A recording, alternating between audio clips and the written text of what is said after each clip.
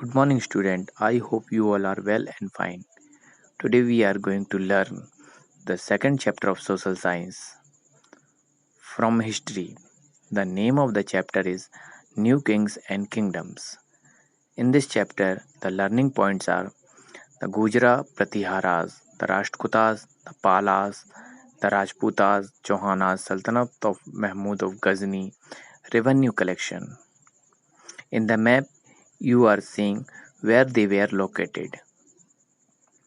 You will also learn the duties of Samantas, they gain independence, achievement of Rashtrakutas, battle between dynasty and control over Kannauj, rise and fall of power of Prithviraj Chauhan, Chola administration, Chola rulers took interest in agriculture and step taken by them. Let's start from the duties of Samantas. The Samantas were subordinates of the king were either big landlords or warrior chiefs and were known as Samantas. They were required to govern a small portion of the kingdom. Samanta were supposed to give gift to king and help king in administration of the parts of the territory. They were required to attend the courts of the king and provide military support when required. With the time, the Samanta gained a lot of wealth and power, and they started to deceive their kings to become independent. Those who gain independence declare themselves as a Mahasamantas. The Gujara Pratihara dynasty. The dynasty of Gujara Pratihara is known to have been in power from 725 CE to 1040 CE. They ruled over a part of Punjab, Rajasthan, Uttar Pradesh, Gujarat, and Madhya Pradesh. Kannauj on the bank of the Ganga in Uttar Pradesh was their capital. The important ruler of this dynasty were Nagbhat, Vatsraj, Nagbhat II, Mihir Bhoj, Mahendrapal, and Rajyapal.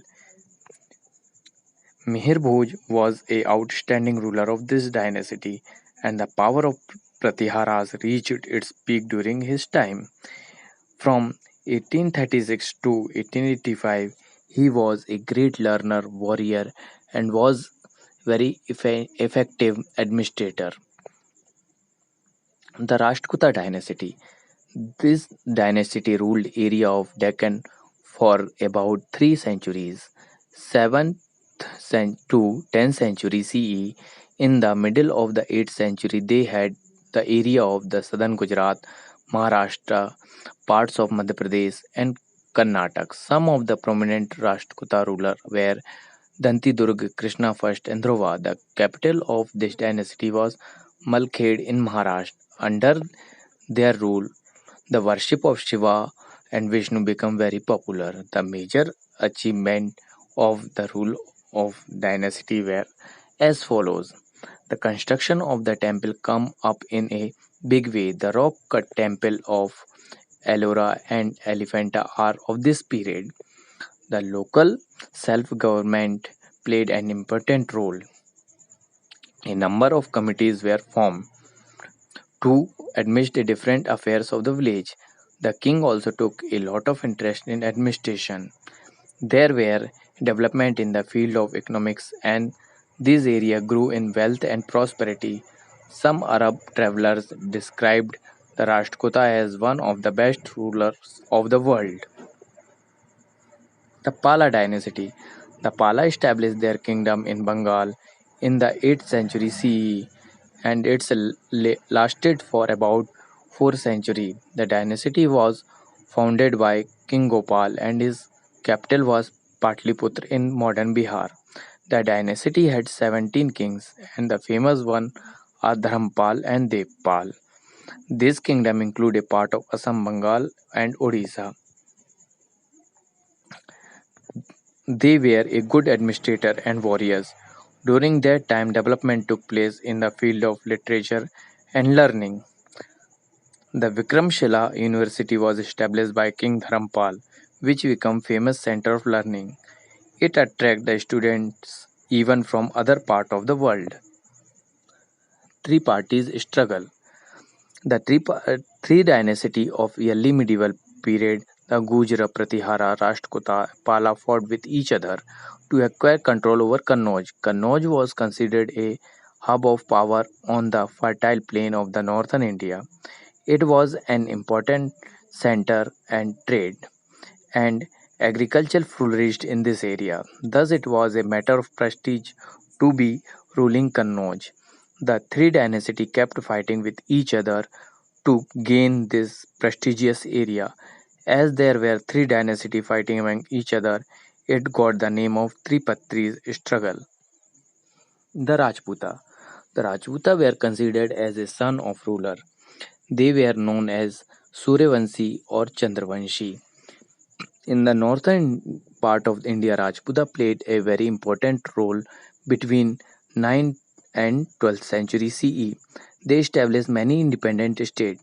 There was no central control authority which could bring them together into a single unit or a empire. Some of the prominent rulers of Rajputa dynasties were Chauhanas of Ajmer, Delhi, Parmar and Parmars of the Malwa region. The Chauhanas of the Delhi. The Chauhanas were the feudal lords during the ruler of Pratiharas. They established their kingdom first in Ajmer in 11th century and later acquired control over Delhi from the Tomras and shifted their capital to Delhi.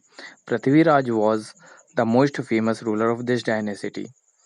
We get know about him from an epic poem Prithviraj Raso written by his court poet Chandrabai Bardai. He fought two battles at Tarayan.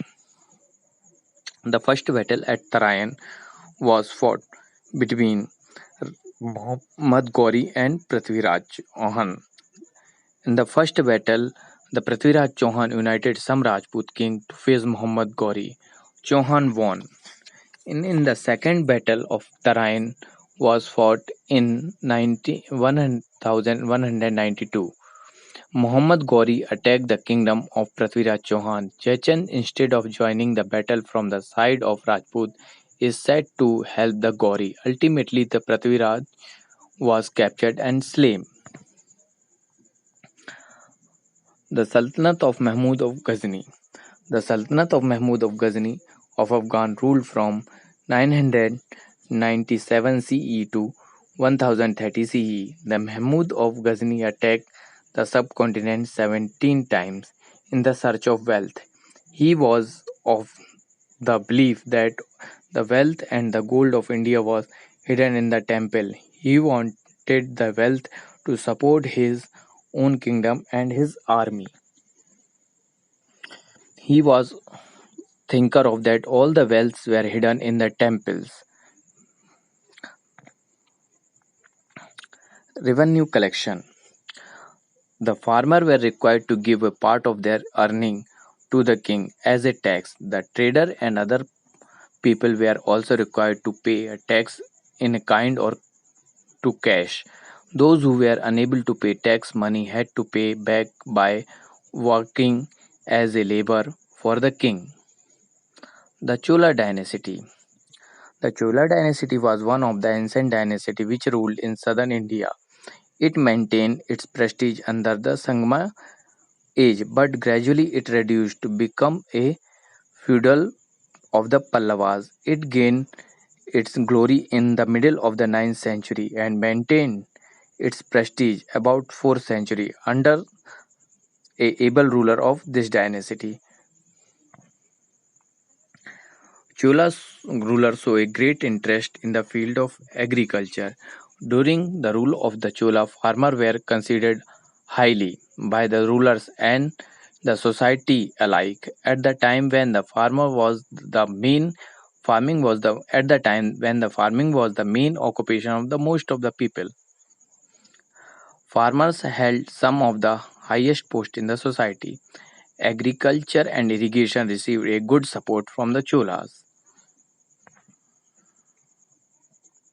A large amounts of wells were dug and tanks constructed to assist a farmers. Stone dams were put up across river like to use water for agriculture. Canals carried water from such dams to distant part.